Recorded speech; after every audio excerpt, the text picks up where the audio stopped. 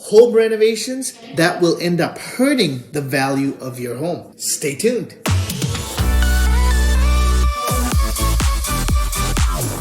Excessive wallpaper. Again, this is a very trendy thing. Colors come and go. So keep it simple, keep it neutral. That's the answer. Bright and bold paint.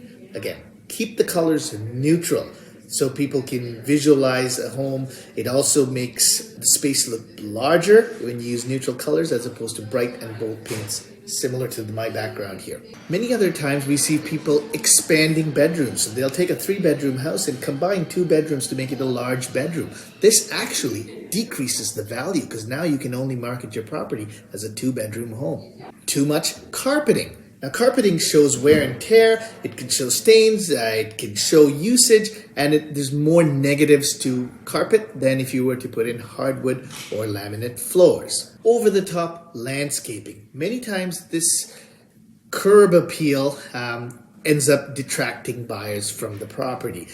People like it simple, keep it easy to maintain, and you're probably better off. That's it for this show. See you on the next one.